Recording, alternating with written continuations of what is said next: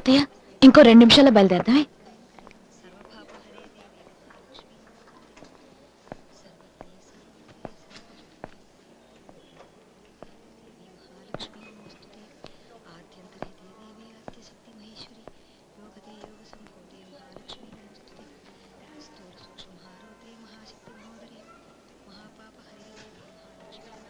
కాస్త టైం ఎంతో చెప్తారా?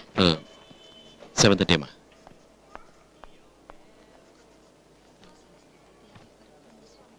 అత్తయ్య ఇక బయలుదేరదాం. నేను వెళ్ళి బిల్లు కట్టొచ్చేస్తాను.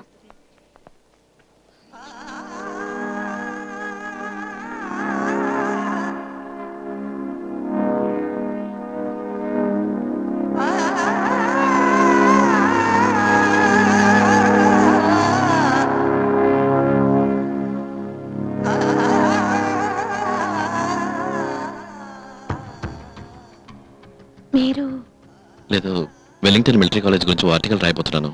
ఇక్కడ ఉన్న కమాండోస్ని కలిసి ఇంటర్వ్యూ తీసుకోవాలని ఊటీకి వచ్చాను.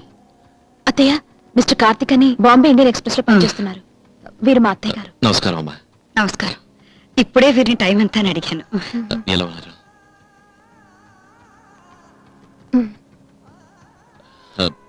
శివ బాగున్నాడా? బాగున్నాడు. వస్తానమ్మా. మంచిది. వస్తాను. సరే అన్ని తీసుకున్నావా? మనం కూడా బయలుదేరదాం.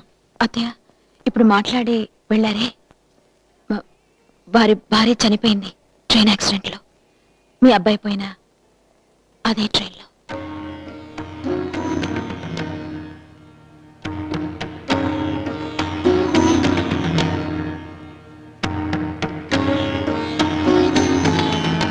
కార్తిక్ గారు, ఓహో. ఇల్లు పక్కనే ఉంది, ఓసారి వచ్చిపోవచ్చుగా. లేదు, నాకు కొంచెం ఇవాళే కాదు, రేపైనా వచ్చి భోంచేయచ్చు కదా అని. లేదండి, యాక్చువల్గా రేపు నేను ఇంకో 6 ఇంటర్వ్యూ చేయాలి. వాళ్ళ అడ్రస్లు వెతికి పట్టుకోవాలి.